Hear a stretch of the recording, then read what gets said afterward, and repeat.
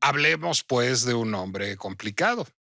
Hablemos pues de uno de los grandes personajes de la historia de la literatura, pero con derivas a otras artes y representaciones a caballo entre varios siglos de su mito, porque hay francamente un mito construido en torno a este personaje.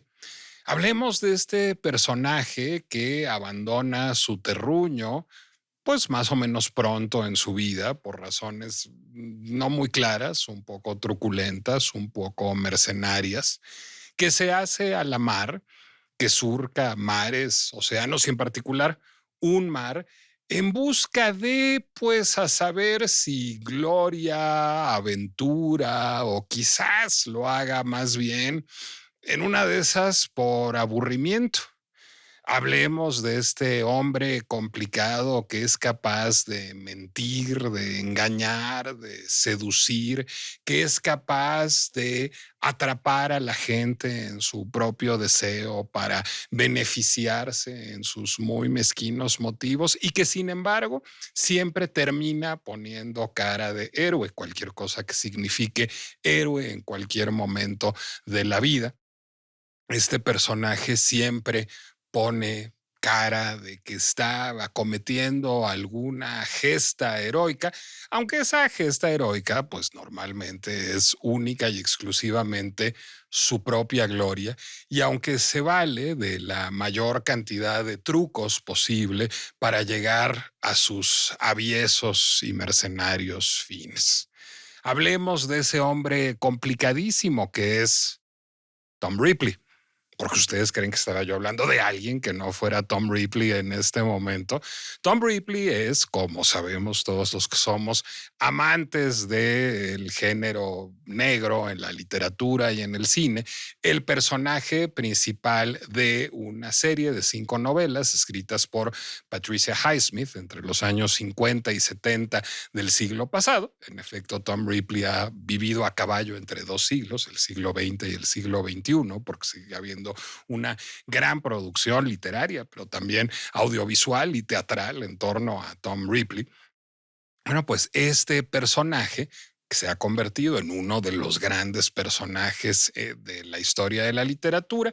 En efecto, es un aventurero, es un buscavidas que nace en Boston, que pierde a sus padres cuando es muy joven, que es adoptado por una tía que lo maltrata, que huye a Nueva York, en donde intenta ganarse la vida como actor, como músico, no lo logra del todo, y que finalmente por un encuentro casual con un joven adinerado que está dilapidando la herencia familiar en Italia, entra en contacto con el padre del tal joven y le dice: usted quiere que su hijo regrese a Estados Unidos, que se convierta en un hombre de bien, que asuma el negocio familiar, mándeme a Estados Unidos, págueme un boleto de barco y yo me lanzo a Italia a convencer a mi gran amigo Dickie Greenleaf de que regrese a Estados Unidos, cosa que por supuesto no hace, antes bien estará tejiendo una telaraña de engaños en torno a Dickie Greenleaf, en torno a su novia,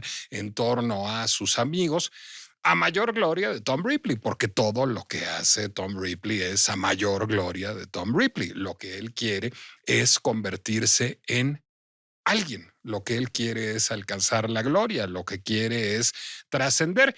Y en el camino, no que sea un asesino deliberadamente, pero algunos morirán en el camino por su causa. En el camino contará muchas, muchas, muchas mentiras y en el camino dará lugar a una serie de 5 novelas que han sido adaptadas al cine, al teatro y a la televisión y que son conocidas en su conjunto como la Ripleyada.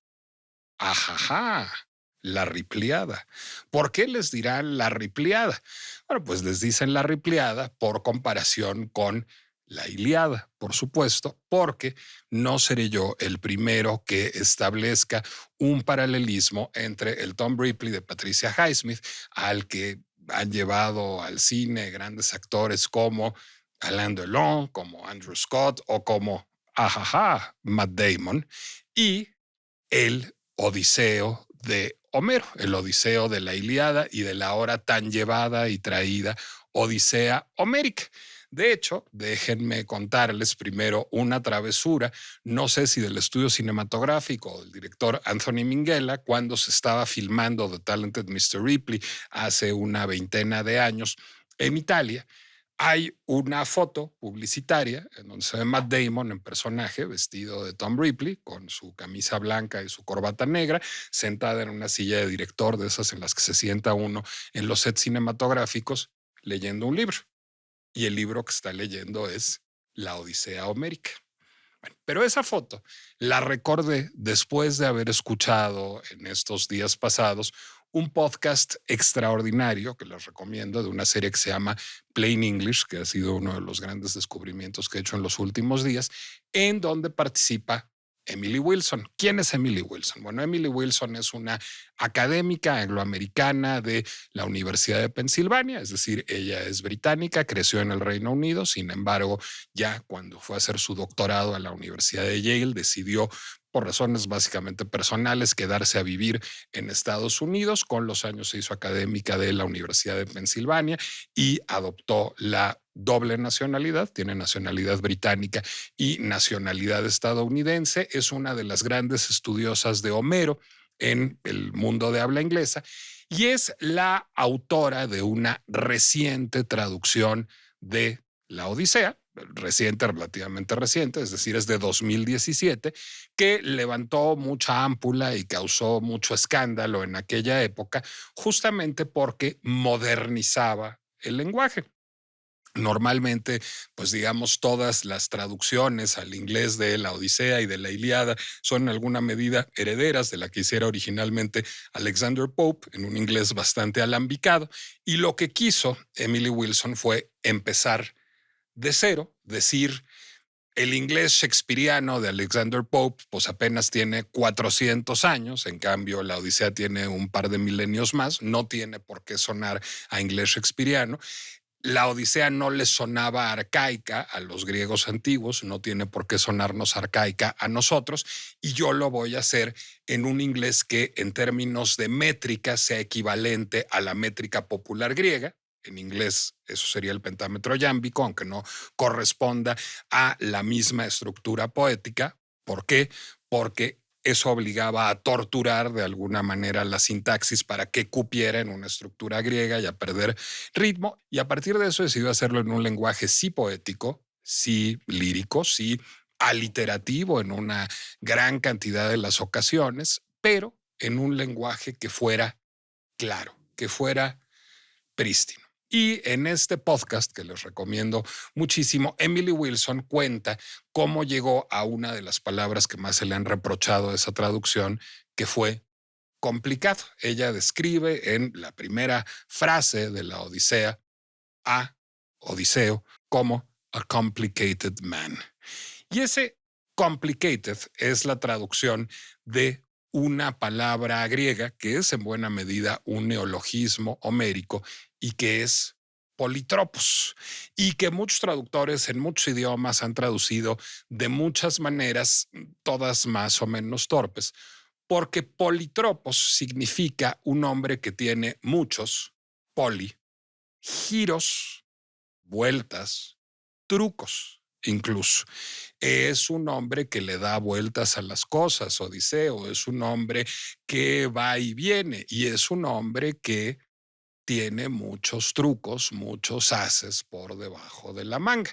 Dice en este podcast Emily Wilson que complicated es a la traducción de la Odisea lo que la democracia en la concepción de Winston Churchill, es decir, la peor palabra para traducir politropos a excepción de todas las demás, que después de considerar muchísimas palabras decidió que complicated era la mejor palabra para hablar del carácter de Odiseo.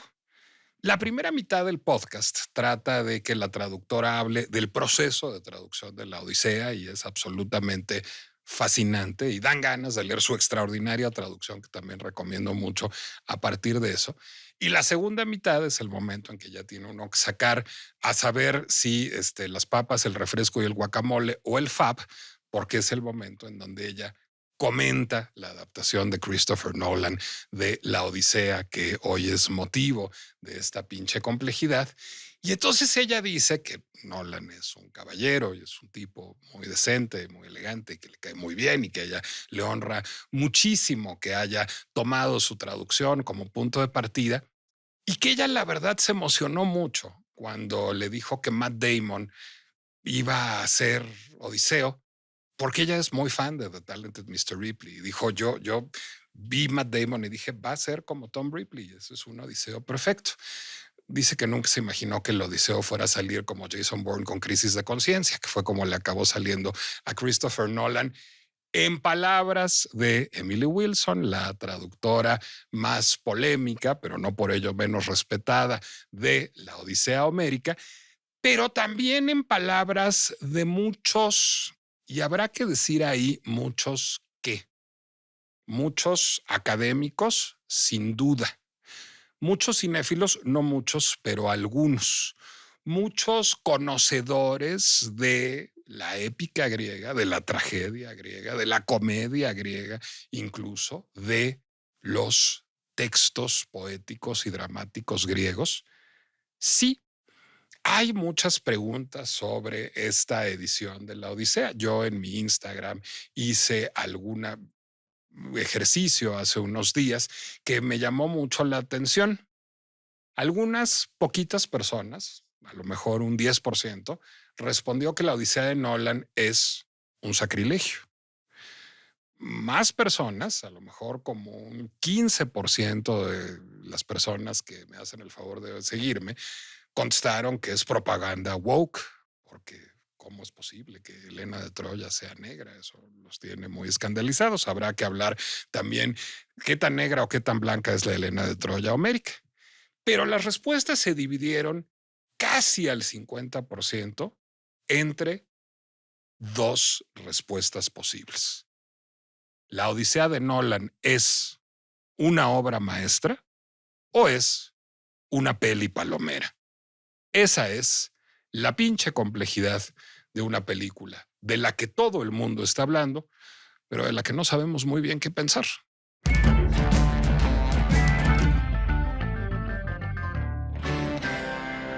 Soy Nicolás Alvarado y me da muchísimo gusto darles la bienvenida a una emisión de La Pinche Complejidad que promete ser apasionante porque realmente lo que quiero hacer en esta emisión de La Pinche Complejidad es traer lo que inició en la sala de cine a los estudios de El Heraldo Podcast, los estudios de Heraldo Media Group. Bueno, porque para que se vea que las cosas han cambiado desde los tiempos homéricos y de que ahora uno es el que está tejiendo y destejiendo ahí un tapete en espera de que las señoras le digan a uno qué hacer o qué no hacer. Yo tenía muchas ganas de ver la final del Mundial, tenía muchas ganas de ver el partido España-Argentina, no porque le fuera yo ni a España ni a Argentina, yo quería una final Francia-Inglaterra, pero tenía ganas de ver a Madonna, lo que es mucho más yo. Pero no me dejaron las señoras porque Eunice Cortés y Aurora Cano se confabularon para que fuéramos a ver la Odisea ese día a esa hora, y entonces me jodí y no vi la final del partido. Pero no contenta con eso, Aurora Cano, mi querida comadre, además directora de la Compañía Nacional de Teatro, que ahora está revisitando la Orestiada, entonces tiene fresco el mundo griego en este momento, y además ella misma directora, dramaturga, productora y actriz, pues me hizo meeting porque odió militantemente la Odisea de Nolan y se puso muy mal, se puso casi como debería estar Zendaya en el papel de Atenea y no está. Y yo quedé un poco como Polifemo, o sea, quedé lampareado básicamente porque pues con el pobre ojo singular que tiene uno, no tiene uno muy claro qué pensó de la película y ya le vienen con la andanada de que yo soy nadie y tú di aquí que nadie te hizo nada. Y no supe bien ni qué pensar de la película. Entonces vengo a que reproduzcamos ese intercambio y primero le compartas al público antes de que tengamos coincidencias y discrepancias. ¿Por qué detestaste tan clara y militantemente la Odisea de Christopher Nolan, Aurora Cano? Hola, Nico. Pues primero, gracias por invitarme al cine. Eso siempre es una alegría. Yo iba muy ilusionada, nunca sé a qué película vamos a ver. Entonces me dijo que era la Odisea. Me Eunice, a pareció, mí nadie me sí, preguntó mi Eunice opinión. decidió todo y no, pero yo no tenía claro, seguro sí me lo dijo, pero yo soy muy distraída. Entonces me vi ahí. ¿No? Y la verdad, muy contenta, porque yo tenía ilusión de ver la película. Yo la primera parte la fui viviendo bien. Me parecía, sí me parecía que los diálogos eran despreciables, lo tengo que decir. Es ¿Por qué? decir, porque están desprovistos de valor, ¿no? O sea, en el De sentido de, valor poético, digamos. sí, por la sintaxis, por lo poético, pero la dosificación de la información, que es muy grande, porque es pues un mundo referencial que el público contemporáneo no tiene por qué tener. Entonces, ¿cómo le haces para que la gente sepa que esta persona hizo esto, pero antes esto, pero era prima hermana de no sé quién? O sea, todo lo que es ese mundo construido por un público que no sabe. Yo sentía que la película iba dosificando muy bien la información, pero la manera como lo hacía, o sea, el tipo de diálogo me parecía terrible, porque una cosa es adaptar. Es verdad que el griego antiguo, según dicen, no le sonaba arcaico a los griegos, pero eso no quiere decir que no fuera hermoso. Es decir, una cosa es que no sea pomposo, solemne e insoportable. Y hay que decir algo, la traducción de Emily Wilson es muy hermosa. Sí, yo no conozco la traducción de Emily Wilson. Hace mucho pienso que no hay que pasar por los anglosajones. De hecho, en la Compañía Nacional, que ahorita tenemos esta saga de la Orestiada, Electra, por ejemplo, la tradujo la directora directo del griego, porque es una directora mexicana que ha vivido en Grecia. Es decir, no siempre hay que pasar por las traducciones francesas, inglesas, ni las españolas. Entonces, no es un tema para mí, no lo conozco, pero lo que sí sé es que el lenguaje en la época además se presentaba para 12,000 personas las obras, entonces no era un lenguaje insoportable, solemne y pomposo, pero sí era un lenguaje claro, pero era un lenguaje que tenía belleza y que tenía una construcción poética que conmovía a la gente, conmovía a todos, no era una cosa elitista. Entonces, bueno, no sé cómo sea no es un punto de referencia para mí. Lo que sí es un punto de referencia es que pues no es lo mismo adaptar que empobrecer. Entonces, el lenguaje era de una pobreza subcoloquial asquerosa, pero la manera como estaba dosificada la información a mí me parecía interesante. O sea, Además, la narrativa fílmica te gustó en la sí, primera mitad. además, pues visualmente creo que la película tiene muchos valores, hay ciertas cosas imaginativas en términos visuales, ¿no? Que yo dije, está bien. El problema, como siempre, es la estructura moral de las historias, ¿no? Cómo van avanzando y eso se va convirtiendo en una cosa muy, muy terrorífica.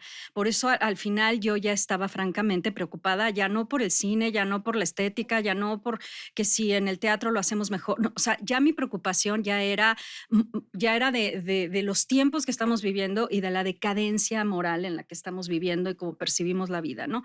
Entonces, ¿Por qué es decadente moralmente la Odisea es de muy, Nolan en su segunda mitad? es muy decadente, o sea, es que bueno, no quiero aburrirlos, pero digamos No, que por favor. en el mundo griego la estructura moral era absolutamente distinta que en el mundo judío cristiano. O sea, estamos hablando que, pues sí, desde hace 2026 años vivimos en una estructura moral marcada no solo, pero sobre todo sí por el surgimiento de la doctrina cristiana, pero antes de esa época el mundo era percibido de una manera absolutamente diferente. Para los griegos no hay bueno y malo de entrada. Lo que ya es para alguien de nuestro tiempo es imposible entender que el mundo no se divida en bueno o malo.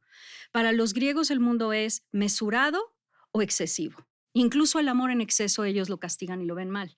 Hay toda una lógica de por qué la manera como ellos representan a los seres humanos y a los dioses, que son similares a los seres humanos, no está romantizada, edulcorada, sino que tratan de ser lo más fieles a lo que nos hace humano. Y lo que nos hace humano es justo lo que decías al principio, que somos seres complejos, complicados. Los seres humanos, ninguno es bueno, bueno, bueno, ni malo de Malolandia. Todos tenemos un punto oscuro, los más luminosos tenemos un punto oscuro, los más oscuros tenemos un punto luminoso. O sea, es decir, los griegos han sobrevivido todos estos siglos, milenios, porque han sabido retratar la naturaleza humana en su fragilidad, ¿no? Y todas las historias, cuando ellos las arman, parten de que el ser humano es imperfecto y que tiene malas intenciones y que todo el mundo está tratando de ver por sí mismo y no tienen esta cosa espantosa que empezó en Roma y que no ha tenido fin, o sea, porque ya llevamos 2000 años y que ya en Hollywood encuentra verdaderamente su momento de más éxtasis, de absurdo,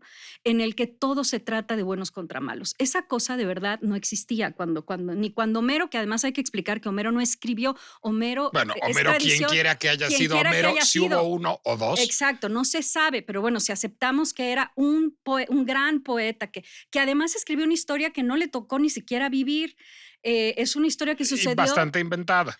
O no, o sea, no tenemos idea porque pasó menos de 400 años antes de que Homero se empezara a contar. Porque sí, bastante inventada. Porque sus referencias históricas están mezcladas de muchas épocas. Es decir, algo de lo que cuenta Homero en la Ilíada y la Odisea pasó. ¿Quién sabe qué de todo? Y seguramente no al mismo tiempo, lo cual está muy bien y lo cual me va a llevar a abordar una de las críticas que se le hace a la película sobre su veracidad histórica. No hay veracidad histórica ni en Homero y no exacto, importa. Ese es mi punto. O sea, mi punto es, ¿quién sabe qué pasó? Que más de, o sea, 300 y tantos años después, Homero o varios poetas lo empezaron a hacer una tradición oral, que después los grandes trágicos, Esquilo, Eurípides y Sófocles, lo empezaron a representar ya y con Virgilio, público. Y Dante, y Spencer, y después, Patricia Highsmith. Exacto, y Patricia Highsmith, y Joyce, y quien tú quieras, ¿no? Entonces, el asunto no es tratar de encontrarle la veracidad. Esto de decir que es un sacrilegio, pues no, o sea, porque las historias se resignifican en cada época, en cada tiempo. El propio Homero la debe haber resignificado, como tú bien estás diciendo. Entonces, el problema no es de purismo histórico, porque estaríamos locos, no sabemos de dónde está Troya. Digo, creen que está en Turquía, hay muchas discusiones al respecto. Entonces, el problema aquí es que hay una historia que refleja la humanidad en su complejidad, en su profundidad, en su violencia, en su sublimación, y luego se va bastardizando hasta llegar a Nolan. O sea, ¿por qué? Porque entonces lo que pasa no es una adaptación, hay adaptaciones increíbles, ¿no? Paráfrasis increíbles. Es el viaje del héroe que regresa, ¿no? Como dices tú, ¿quién sabe que sea un héroe? Para los griegos un héroe es una persona con un defecto trágico que es el ibris, y eso ya es un tema de otro programa. Pero digamos, pero ni siquiera no te interrumpo. pero sobre todo un héroe no es una persona perfecta para los griegos. Un héroe es una persona defectuosa. Sí te voy a interrumpir. Interrúmpeme. Te voy a decir por qué te voy a interrumpir. Porque Emily Wilson, que, o sea, quiero que te desplace en mi corazón porque es lo único más divertido que he conocido en mi vida. Dice una cosa, digo, después de que se echa la de yo iba por Tom Ripley, me dieron a Jason Bourne, que es muy simpática. Después lo argumenta muy sólidamente y lo que dice es, Nolan no entiende la diferencia entre hero y héroe. Dice, un hero, en términos griegos, no tiene nada que ver con un héroe. Es alguien que, como Tom Ripley, trabaja por su mayor gloria. Tiene una cosa que lo impele hacia adelante, caiga quien caiga, cueste lo que cueste, necesita crecer y florecer y brillar. Mientras que un héroe, en términos contemporáneos y en términos románticos, diré yo, es alguien que está dotado de elevados valores morales. Ese es principalmente el problema de la película de Nolan, creo, Aurora, y te voy a decir cuándo me di más cuenta. No, fíjate que no volví a ver The Talented Mr. Ripley en preparación de este programa. La que volví a ver fue Oh Brother, Where Art Thou, de los Coen, que no sé si la viste. Sí, claro, sí. Bueno, en donde George Clooney encarna a un pícaro que se parece bastante más a Odiseo que este Jason Bourne con Crisis de Conciencia, sí, ¿no? Totalmente. ¿Te parece? Pero mira, la definición de héroe varía mucho, ¿no? Yo siento que la recurrencia, al menos en el teatro, que pues es mi área de más experiencia, tiene que ver con alguien que es cuasi perfecto, pero que tiene una falla. Y el ejemplo más claro es Aquiles, ¿no? O sea, que ya es hasta gráficamente, tiene el talón. Tiene un talón. O sea, la mamá lo sumergió en la inmortalidad, pero lo agarró del talón y pues se lo fregó porque ya ahí le va a dar la flecha y eso. Y eso es muy importante. Es muy importante porque es una concepción del héroe que no tiene nada que ver con Spider-Man, que es un héroe que es francamente que tiene un defecto que lo va a hundir, que va a causar muerte, si no a él o a ella, a su entorno, ¿no? Y Odiseo lo tiene. La gran falla, el gran talón de Aquiles para los griegos mayoritariamente es la soberbia. ¿Por qué? Porque no se trata de cualquier persona que está en un bar y que medio que va haciendo aventuras. No, se trata de una persona que es casi perfecta, o sea, que sí tiene muchas virtudes, pero el problema es que tiene una falla de carácter y esa falla de carácter te va a hundir. Y eso es así en la vida. En todas las personas, quien nos esté escuchando ahorita lo va a entender porque somos así, podemos tener muchas virtudes, pero tenemos un exceso, porque los griegos lo tipifican como un exceso, algo que es demasiado. La que se enamora demasiado se la va a cargar el payaso, el que tiene demasiada ira también, pero puede ser perfecto, tu amiga, la más inteligente del salón, y luego dices 30 años después, ¿qué le pasó? Tenía una falla de carácter. Bueno, eso es lo que los griegos exaltan siempre, porque había sí una estructura moral que se trataba de comunicar como Hollywood trata de comunicar esta otra cosa. Es decir, nada más que son diametralmente opuestas. Una entiende lo humano como una condición imperfecta sobre la que se tiene que reflexionar, que genera preguntas, que genera debates, que nos hace como público reflexionar, y luego está este aplanamiento moral del melodrama hollywoodense, que quiere decir, empiezan a escribir historias, que es un género nuevo, no es ni la comedia ni la tragedia, es un género que es un melodrama en el que todo es maniqueo, se trata de que hay buenos nuevo contra como malos. el siglo XIX, bueno, pero sí. No, nuevo como desde Roma, ¿eh? O sea, el maniqueísmo, sí, okay. O sea, es decir, cuando se hunde la civilización griega, todo este universo se va a la fregada, pero lo bonito de revivir a la civilización griega es que hay que revivirla en su complejidad, no tratar de meterla en una cosa espantosa, moralista, puritana y aplanada, chata moralmente. ¿Y por qué te digo que yo no solo salí preocupada porque me guste o no una película, sino porque sí es un reflejo de los tiempos que vivimos, que hay un gran aplanamiento moral, hay una sociedad absolutamente enajenada en la que las estructuras morales están reducidas y en cambio la atención está en la sobreestimulación tecnológica. A ver, déjame complejizártelo un poquitito más, y es la última cita de Emily Wilson que hago hoy, lo prometo. Sí te pone mucho, es mi crush intelectual muy cabrón en este momento de mi vida, Emily Wilson. Tiene tatuajes además. Muy bien. Tatuajes de sus hijas y su marido y su hermana, pero también tatuajes de Homero y Aquiles y Circe y así. Ya no más falta ser guapa, Emily Wilson, que el señor sí no. Tenías que hacer el comentario. Bueno, no llegó al casting para Calypso. Hablando de problemas porque, morales, mira, de verdad. Charlize Theron, aquí, mi amigo Oscar Uriel y compañero, dice que parece que está anunciando pashminas de Sara cuando está haciendo a Calypso. Un poco sí, pero es un gusto ver. Calypso es una señora de Polanco, es que no puedes hacer eso. Es un gusto ver a Charlize Theron en cualquier contexto. Es que no puedes representar, o sea, sí puedes, pues, ¿no? Pero Calypso es perfecta, y además Calypso tiene de Homero unos parlamentos como de Lupita D'Alessio de yo soy más guapa y yo estoy más buena y ella es horrible y qué mala ninfa. Cara viste aquí. Es una ninfa, lo que sea que cada persona se imagine de una ninfa, pero es una ninfa manipuladora, oscura, que sufre guapa. y que lo retiene contra drogado durante años. O sea, sí, es una ninfa, en tu opinión puede ser guapa, en la mía a lo mejor una ninfa representa otras cosas. Es decir, eso está muy bien, que cada quien se proyecte como quiera, pero lo de Atenea, Nicolás, o sea, lo de Atenea, no, o sea, no puedes poner a Vas con Atenea y regreso a Emily Wilson. Ok, no puedes poner a lloriquear a Atenea, más cuando tienes una súper actriz, ¿no? Porque esa actriz, de verdad, Zendaya te lo hubiera hecho increíble, o sea, es una actriz enorme. Aunque sea joven, es una gran actriz. Es una muy buena actriz. Te hubiera hecho una Atenea divina. No la puedes poner a lloriquear. Además, o sea, yo de toda la película pienso en Atenea porque es el síntoma de esta decadencia moral de la que hablo, ¿no? O sea, Atenea no es buena persona porque los dioses griegos no eran buena onda. ¿Ok? Eran igual de defectuosos, se encaprichaban. Se encaprichaban de los humanos, violentos. Como Atenea de Odiseo, sí, por cierto. No, es que hay toda una historia anterior de dónde viene la furia de Atenea contra los troyanos, porque Atenea está furiosa contra los troyanos, porque Paris, que era el príncipe troyano, cuando en el bosque le preguntaron quién es la más hermosa, hablando de belleza, y le dieron a escoger entre era Afrodita y ella, Paris escogió a Afrodita, y Afrodita le regaló a Helena, el hecho de que Helena se enamorara de él.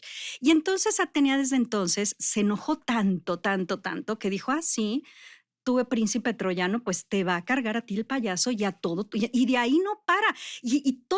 Todo el tiempo Atenea ayuda a los griegos contra los troyanos, hasta incurre en unas crueldades espantosas en algunos puntos de la historia para ayudar, para que la balanza se incline del lado de los troyanos. Le tiene sin cuidado la cantidad de gente que muera siempre y cuando no mueran adentro de su templo. Eso sí hay que explicarlo, lo de que haya abusos y cosas en su templo sí la pone muy mal. Pero mientras que se maten afuera, ella no tiene ningún problema, no solo no tiene problema, lo provoca porque está enojada. Así de defectuosos son los dioses griegos, pero sobre todo... Al final de la Odisea, ella le dice, padre, ¿qué hago? Y él le dice, pues yo quisiera la paz, pero tú haz lo que quieras, porque seguro quieres la guerra, y ella quiere la guerra. Ella quiere la guerra, pero no de cualquier manera. Ella es la diosa que representa la inteligencia, por favor, la razón, la estrategia, la táctica. La astucia. No, la inteligencia absoluta. Astucia, es la diosa táctica. De la razón. No, es la diosa de la razón. No, pero no es la sabiduría. No, pero es Metis. Sí, pero ella es la diosa de la razón. A ella lo que no le gusta es que las cosas se hagan a lo güey. Eso no le gusta. Le gusta la táctica, le gusta la estrategia, le gustan las cosas.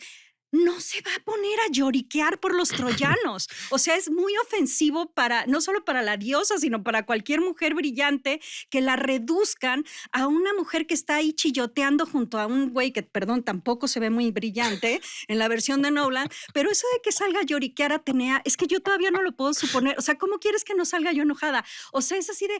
A ver, ok, quitaste a todos los dioses de la película, no pasa nada, todo bien, ok, estás bien, ahí vas, dosificando la cosa, está fluyendo, pero de repente esta cosa asquerosa moralista de los buenos contra los buenos, el malo verdaderamente, Odiseo, es que parece que no, o sea, que no tiene capacidad cognitiva, o sea, está ahí sentado para que le informen cosas, nada más se le van informando cosas, o sea, el tipo no hace nada, y cuando era además, como bien dijiste, un manipulador, o sea, Odiseo tiene cosas muy oscuras y nunca se ven, ¿no? Entonces, el problema, ¿por qué me clavo en el asunto de la única diosa que elige el director mostrar en la película está completamente reducida a su condición más absurda y minimizadora de la conciencia humana, porque además Atenea representa esa conciencia, y no le molesta que hayan matado a los troyanos y no va a lloriquear. Entonces, a mí me molesta mucho porque luego, además de eso, hay toda una cosa como de culpa blanca de, ay, los matamos, no, los asesinamos. Hay millones de dólares invertidos en ver cómo asesinamos gente, pero luego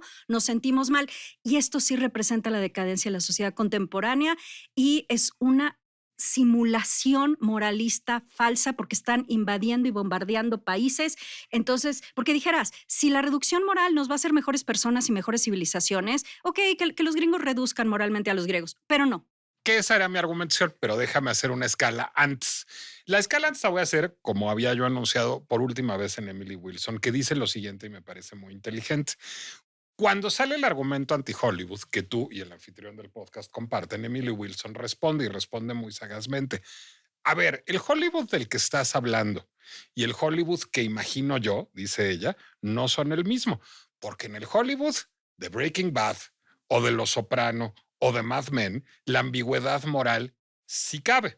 Entonces dice ella, que tiene vocecita de académica inglesa, por supuesto, no creas que sale envalentonada, pero es un argumento muy valeroso, es ¿por qué Nolan no se permite hacer un héroe con ambigüedad moral cuando Hollywood ya hace héroes con ambigüedad moral? No a esos niveles, Nicolás, no a esos niveles de inversión. Para que a ti te inviertan esa cantidad de millones de dólares. Para que recaude más de 600 millones de dólares. Tiene que ser una estructura melodramática y los productores lo saben. O sea, tiene que seguir los códigos de las grandes inversiones. La gran inversión industrial en la narrativa de las historias sí tiene que estar en melodrama. Si no está estructurada en melodrama, no te van a dar dinero. O sea, no esa cantidad de dinero. Por supuesto que no la puede hacer así. Tienen que meterle todas las cosas que la gente quiere. ¿Y la gente qué quiere? Que triunfe el bien. Los griegos no se lo permitían al público. Los franceses no se lo permiten al público. Los alemanes tampoco. Los ingleses a veces. Poquito. Pero vende muchísimo. Lo que vende es que triunfe el bien y que haya malos y que sea bien fácil el mundo. Y el mundo no es fácil, el mundo es complicado. Eso tiene menos presupuesto, Nico, aunque esté dentro de Hollywood. Te lo voy a poner más. ¿Dónde sí está el Hollywood que reverencia más las estructuras clásicas? En las películas de niños. Si tú ves claro. Buscando a Nemo o Toy Story, ahí hay muchos malos sentimientos y por eso lo de Bob Esponja no está mal, porque ahí sí hay malas personas, ¿me entiendes? Que hay una odisea de Bob Esponja, exacto, si no me hay equivoco. Una odisea de Bob Esponja. Ahí reside más, o en las sitcoms. Las sitcoms sí han mantenido el espíritu griego de que en la comedia hay una persona que es casi perfecta, tiene una falla de carácter que como consecuencia le trae el ridículo. ¿No? No la muerte con la tragedia, pero le trae el ridículo, pero parte de la falla. Y si tú analizas las sitcoms gringas, ahí sí hay una comedia más cercana, conservan las estructuras O la clásicas. comedia cinematográfica como Oh, Brother, Where Art Thou? Exacto, pero ya si me invierten, por favor, millones, miles de millones de dólares, tienes que hacer un melodrama. Ahí te quería yo agarrar. Sí. Entonces, mejor que no se filme la Odisea. No, es que no hay un mejor o peor, o sea, es una inevitabilidad del espejo de una sociedad. Por eso te digo que es más grave. Y si ya se filma la Odisea, No, ¿cómo la bueno, resolvemos? es que no es si ya se filma, está diseñada la estructura para que se filme esa película con esos valores morales, porque es lo que va a vender más. ¿Y eso es reprensible o no? Pues es triste. No sé si irreprensible, porque yo soy muy de defender ante todo la libertad creativa de Nolan y de quien quiera. O sea, yo creo que independientemente de mi opinión personal, es mejor un mundo en el que puede cualquier persona hacer cualquier versión que quiera.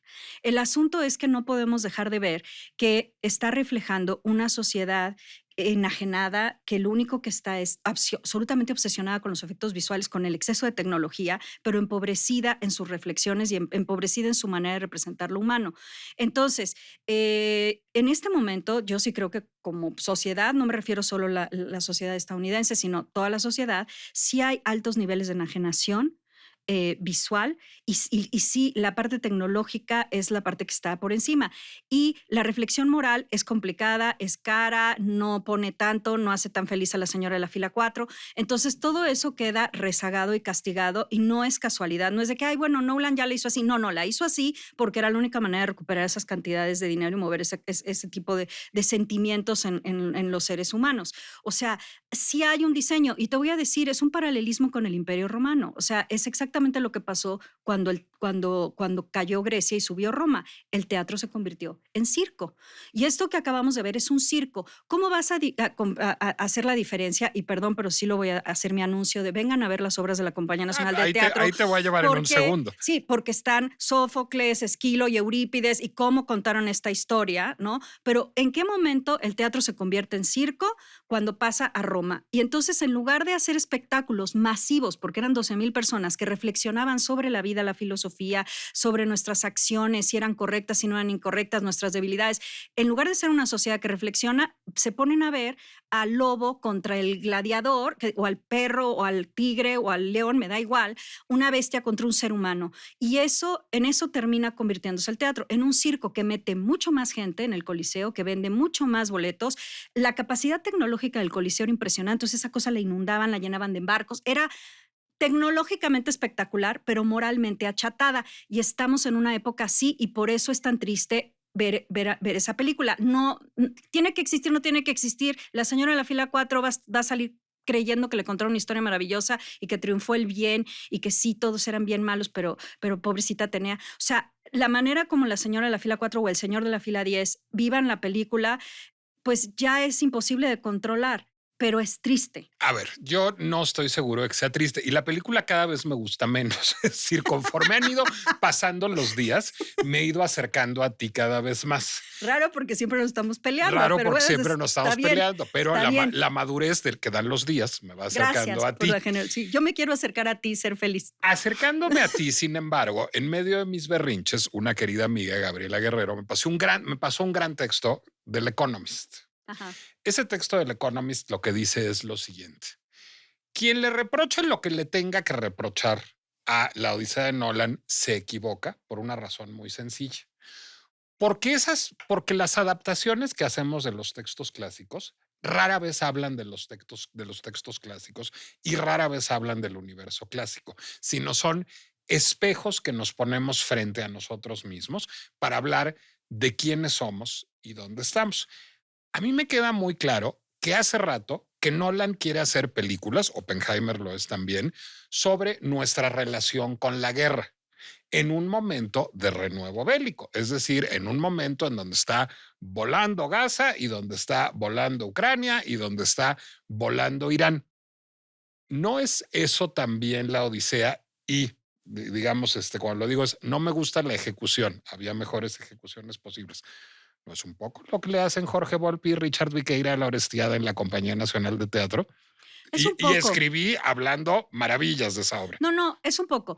Explico, la compañía ahorita tenemos una saga de capítulos de 1 hora de La Orestiada, que es como la historia paralela que sí se ve en lo de Nolan, en donde, y por cierto, la actriz que hace a Clitemnestra, hermana de Elena, que no era su hermana, su twin sister, pero bueno, no era su hermana gemela, pero no está mal, eso no me parece mal. Pero La cicatriz está un poco mal. Sobre todo porque Lupita Ñongo se ve mucho más guapa. la cicatriz a mí me da igual, pero a mí no, porque es preciosa Lupita Ñongo. Clitemnestra lo hace nuestra querida Muriel Ricard, que como todo mundo sabe es afrodescendiente, y hace el papel de Clitemnestra. Y eso está muy bien, o sea, pero los mismos actores representan toda la Orestiada en 4 capítulos dirigidos por 4 directoras y directores distintos. Y el segundo es de Narcos. Y el segundo, hay una adaptación del texto de Jorge Volpi y Amaranta Osorio, dirigida por Richard Viqueira, que yo les di libertad absoluta de que fueran cada uno haciendo el capítulo como quisieran. Entonces, pues ha habido capítulos más canónicos, pero es los mismos actores en el mismo espacio y la historia va cambiando. El vestuario no es exactamente el mismo. El vestuario cambia muchísimo, pero es el mismo elenco, la misma historia y va avanzando, ¿no? Es una genialidad pero lo que hicieron Jorge Amaranta y Richard, y es, bueno, sacrilegio es poco. Y mucha gente sale furiosa. Mucha gente le gusta más la versión más canónica, clásica de Ifigenia que la versión más distópica y traspolada a una guerra local como es la guerra del narco. Y a corrido tumbado. Que es la de Richard, pero luego viene la de Esther, que es esta directora mexicana que ha vivido en Grecia, que tradujo el Grecio Electra. Y entonces pueden ver Ifigenia, Más vale morir, Electra, y ahora vamos a estrenar Euménides, que es el final, y el juicio de Atenea, que va a ser una Atenea que no va a tener nada que ver con esto. Pero bueno, a lo que voy es, se vale todo. Por eso hacemos una saga en la que sean 4 capítulos vistos por 4 miradas que está intencionalmente hecho porque sean no solo diferentes, opuestas, sobre cómo representar la violencia, cómo hablar de la guerra. Cómo hablar del género, que es lo que tiene el primer filón de esa Orestiada. Pues para mí no es, el primer capítulo no es un tema de género. Para mí el primer capítulo, Ifigenia de Eurípides, que es una obra increíble, habla no solo de la guerra, es como la precuela de la guerra, habla de que cualquier gobernante que se va a lanzar a una guerra está dispuesto a sacrificar a sus hijos. Y da lo mismo si es Netanyahu, si es Zelensky o quien sea. Si tú estás dispuesto a ir a una guerra como estaba Agamenón, estás dispuesto a sacrificar a tus hijos. En la obra de Eurípides, literalmente Agamenón sacrifica a su hija mayor, que es Ifigenia, porque la diosa, otra diosa con mal carácter, que es Artemisa, se lo pide, ¿no? Para poder ganar la guerra de Troya. Pero bueno, eso ya va a generar todo el dolor, la sangre y la espiral de violencia, por eso nuestro proyecto se llama Espiral, que hace que viene después de que empiezas a derramar sangre y que no para. Entonces, al final del día, todos hablan de la guerra. ¿Viste la película de Angelopoulos, que también es una maravilla, de la mirada de Ulises? Habla sobre la guerra de los Balcanes y sobre y la travesía desde otra óptica, y está increíble. ¿Y eso no es útil, Nolan incluido? Eso es increíble. No. ¿Por qué no? ¿Por qué no? Porque lo que hace Angelopoulos es traducir la esencia de la guerra, la esencia de esta travesía homérica del humano que está sobreviviendo una posguerra, ¿no? Y cómo se posiciona en la posguerra, y lo que le importa es hablar de la guerra y de todos los sentimientos que la circundan. Y lo otro es una copia tal cual, literal, en donde sí aparece Polifemo, aparecen los monstruos, las sirenas, todo, ¿no? Es una copia empobrecida. Entonces no es lo mismo hacer una paráfrasis, una relectura desde lo contemporáneo, que simplemente, literalmente, agarrar la historia que escribió alguien hace 2500 años y hacerla igual, pero con un lenguaje que no es hermoso, que no es poético, y con seres representados que no son complejos, que no generan discusiones ni nada, y que están achatados en una lucha de buenos contra malos, así, con montones de dinero invertido, que eso yo no tengo ningún problema con que inviertan montones de dinero, solo me pone triste que lo hagan en eso. Entonces, no es lo mismo, es mucho más esencial lo de Angelopoulos, es mucho más la esencia de lo que escribió Homero y de lo que habla Homero, aunque ocurra en otro contexto, no tenga nada que ver, esté en el siglo XX, o sea, de todas maneras, está hablando de los seres humanos. A mí lo que me molesta es que no hablen de seres humanos, que hablen pues, de maniquís, de dioses que son buenos, de otros que son, bueno, lo del malo, qué barbaridad, o sea, lo del malo, o sea, es que nada más le falta que le salga espuma. Anti no. Así, Bueno, Anti no, anti no es sojetón y es en un cualquier superactor, contexto. otra vez es un superactor. Pero anti no en el texto es sojetón. El anti no es el más desagradable en la versión original. Efectivamente es el más soberbio, que eso te digo que a los griegos les molesta muchísimo. Pero esto es que verdaderamente ya lo ponen atrás de una columna así de, así de, agarren las lanzas, agarren las espadas. O sea, ya ni siquiera es capaz de agarrar una espada. O sea, ya es tan malo que no puede ni pelear. O sea, de verdad es una exageración de la condición humana. No somos así.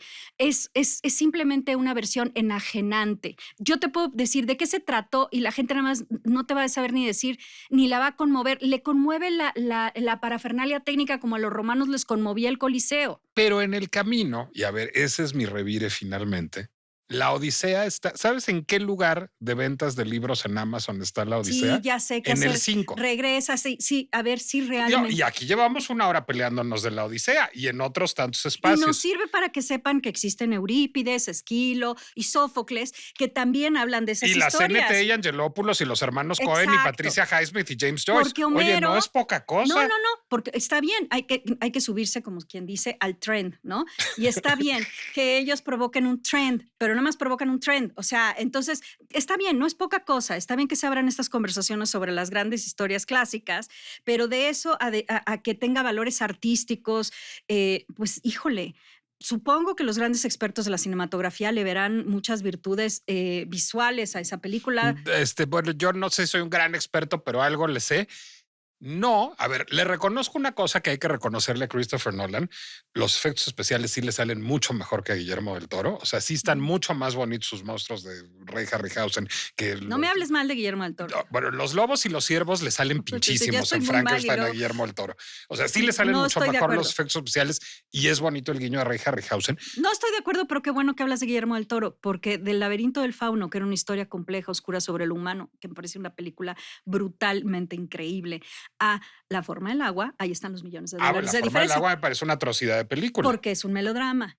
Pero ahí están los millones. El laberinto del fauna también es un melodrama. No es un melodrama. La niña se muere. No es un melodrama. Okay. Estructuralmente no es un melodrama, es una historia súper oscura, muy cercana, que habla de una guerra. Esa es una manera interesante. Lo otro nada más son buenos, malos, ya una cosa cumple con cuotas, ya es una cosa espantosa. Visualmente no me parece una maravilla, ni en términos... Sí, me parece que nuestro Guillermo del Toro es lo máximo, no, parece que sus monstruos son increíbles. Pero yo estoy hablando de la Odisea de Nolan. Ah, la Odisea. O sea, película de Nolan que me parezca hermosa, las de Batman me parecen hermosas.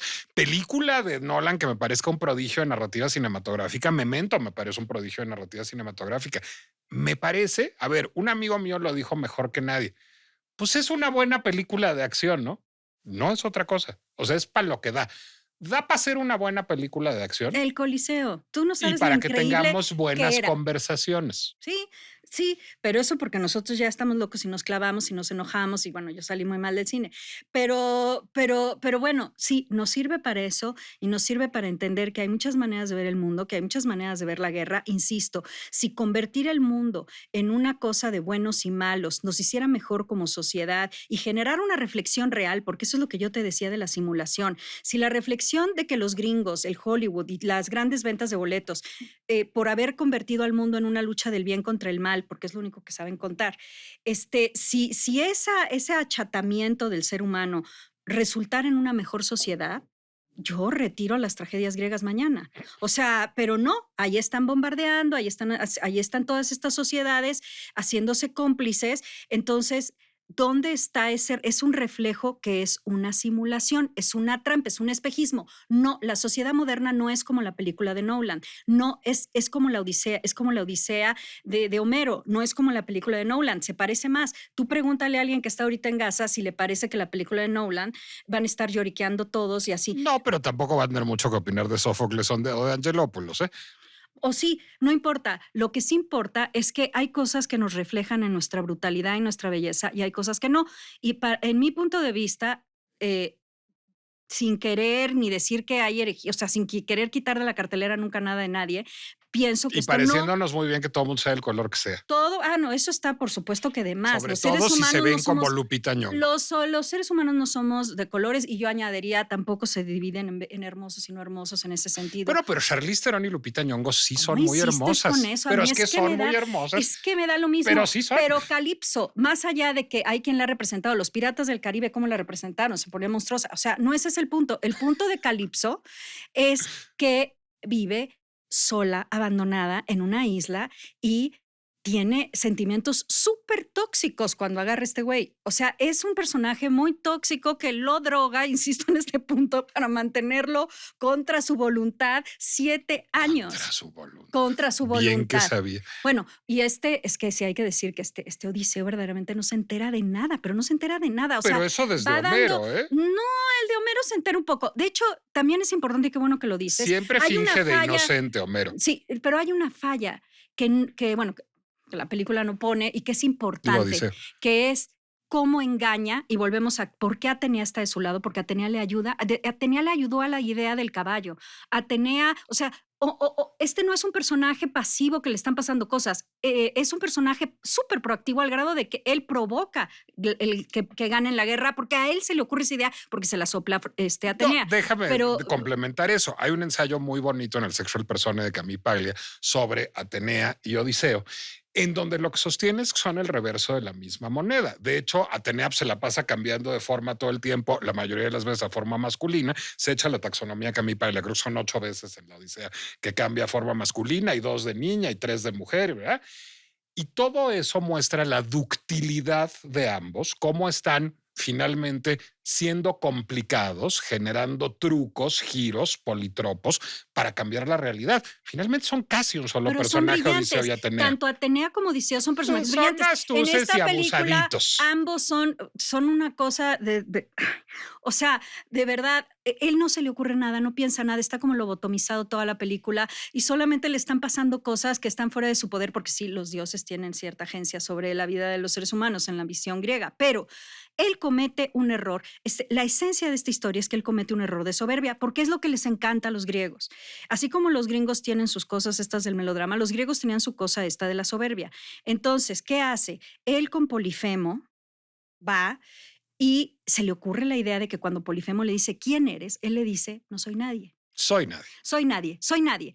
Y entonces, claro, si lo hubiera dejado ahí, o sea, si lo hubiera dejado ahí, probablemente Polifemo no le hubiera podido explicar a Poseidón quién lo había cegado, pero no se puede controlar porque su necesidad de reconocimiento y de brillo y de lucirse, porque se lucía mucho Odiseo, en la película no sé si tanto, pero en la historia homérica se luce y entonces le dice, soy, ¿no? Odiseo de Ítaca y todo. Y no, pues ya le dio las coordenadas para que la furia de Poseidón se vaya contra él.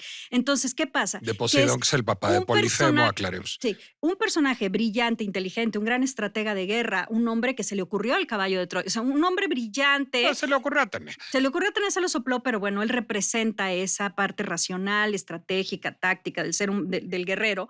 Ese gran personaje maravilloso, perfecto, que ya incluso se iba a salvar porque ya se le había ocurrido inventarse un no nombre que le iba a dar un anonimato que lo iba a salvar.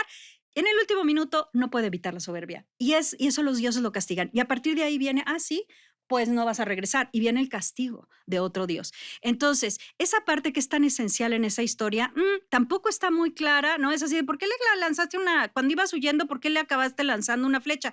No, ese no es el problema. El problema no es que en el último minuto le lanzaron una flecha. El problema es que le declaró quién era, para lucirse. Y esa es la soberbia. Entonces, lo que a mí me pasa es que las cosas interesantes de la historia, ¿no? De cómo nosotros no nos podemos controlar a nosotros mismos y nos acabamos metiendo un pie y generando unas situaciones espantosas, los griegos lo representan también y Hollywood elige no representar. Ese Hollywood. Aurora Cano, ¿en dónde y cuándo podemos ver Proyecto Espiral de la Compañía Nacional de Teatro? Bueno, primero métanse a las redes de la Compañía Nacional de Teatro. ¿Qué son? Que es CN Teatro MX, lo quieran, Instagram, Facebook, lo que sea. Y que van a aparecer en la descripción del episodio. Porque la programación es enorme de la Compañía Nacional. No solo tenemos un proyecto griego, pero tenemos un proyecto griego que se llama Espiral, para que vayan a ver otra manera, 4 maneras distintas de contarlo. ¿Ahora está en la Ciudad de México? Está ahorita de jueves a domingo. Los jueves hacemos capítulo 1 y 2, que son Ifigenia y el Querer el Agamenón. Calderón, que ahora es Más vale morir, y los jueves y los sábados. Y los viernes y los domingos tenemos ahorita Electra, de Sófocles, que son bueno, no les voy a spoilear, aunque ya tenga miles de años spoileada. No, spoiler. Pero ahorita tenemos todavía funciones para los que quieran ir, pero vamos a estrenar en septiembre el 4º capítulo, que además al final va a tener debate público. Algunas personas del público se van a convertir en jueces y van a ayudar a Atenea a ver cómo empezó esta historia de sangre de la guerra de Troya a partir del sacrificio de la niña y cómo todo eso ha generado que la mamá mate al papá, que el papá se ha matado por los otros hijos. O sea, toda la sangre que genera una guerra que no acaba. Y al final, Atenea dice, yo no puedo juzgar estos actos porque son muy difíciles, así que opine la gente. Y en ese momento se consolida la democracia en Atenas. Es que se llama Atenas, porque es la ciudad de Atenea, de la razón, no del lloriqueo. Es la ciudad de la razón y Atenea en ese momento dice, ok, voy a abrir esto a un debate público. Es muy importante, es la Orestiada de Esquilo, es muy importante en la historia de la civilización ese momento en el que Atenea consolida el diálogo democrático como una de las bases de la civilización. Aunque la democracia en estos momentos, como bien lo vio venir Platón, que lo vio venir, iba a tener sus problemas. Y está en el Julio Castillo. No, está en la Casa de la Compañía, que es la sala Héctor Mendoza, en Francisco Sosa, en Coyoacán. Es una sala pequeña, es un teatro íntimo. Los invitamos, son 4 directores. Pero la bondad de eso es que es gratis. La bondad es que es gratis, pero hay que reservar en las redes de la compañía. Y son 4 capítulos de 1 hora. Entre el 1 y 2 hay pastel con café y ves a un director. Los directores, que digo, además de Eurípides, Esquilo, Sófocles y la versión de Amaranta y Volpi, hay que decir que los directores son Gabriela Ochoa, del primer capítulo, Richard Viquer el segundo, Esther André el tercero, y estamos por estrenar el de Mauricio García Lozano, que va a ser Euménides. Me parece muy bien. ¿A ti dónde podemos seguirte en redes sociales? Pues soy mala para las redes sociales, pero con mi nombre, Aurora Cano Oficial es mi Instagram y pues en Facebook con mi nombre. ¿Hay algo tuyo en cartelera? Porque sí soy señora de Facebook, lo tengo que decir. A tu edad ya. ¿Hay cosas tuyas en cartelera en este momento? Mías, ¿Como no. creadora? Mías no, aunque tenemos algunas giras en las que tanto La Cumbia del Pantano como Los Empeños de una Casa se están presentando en diferentes ciudades del país. Vamos a estar en Campeche, vamos a estar en la Muestra Nacional en Querétaro y probablemente también vamos a estar en Cancún. Pero la compañía tiene varias obras en cartelera. Estamos terminando con Tristeza. Todo termina con Tristeza. Sí, que es una obra que justo acaba mañana también en la Casa de la Compañía. Entonces vamos a salir un periodo vacacional ahorita en agosto y en septiembre regresamos con la 4ª parte de La Orestiada. Bueno, La Orestiada son 3 partes, pero nuestro proyecto son 4 capítulos de La Orestiada y iremos estrenando. Tenemos otros estrenos para noviembre en el Julio Castillo. Gracias, Aurora Cano. Ahí me pueden seguir en Instagram y en Threads en Nicolás Alvarado Lector. Me pueden leer en El Heraldo de México los miércoles y les recuerdo que La Pinche Complejidad es una producción del Heraldo Podcast que pueden consultar en Spotify, Apple Music, Amazon Music, Deezer, YouTube o cualquier plataforma en la que ustedes acostumbren a escuchar podcasts. Además, quiero decirles que con este episodio La Pinche Complejidad llega a su número 200. A lo largo de 200 capítulos hemos tratado de abordar la pinche complejidad del entorno digital, del cine, del teatro, de la política, de la economía, de la cocina, de la agricultura, de la moda, de los fenómenos sociales, de los movimientos políticos, de los más disímbolos temas que son sujetos de pinche complejización. Gracias por estos 200 episodios. Espero que los sigan disfrutando y si de pronto ya se hartan de mí, me quieren castigar, todo muy sencillo. Ustedes me mandan a una isla desierta 7 años con Charlize Theron y todos tranquilos. Nos escuchamos la próxima. Heraldo Podcast, un lugar para tus oídos.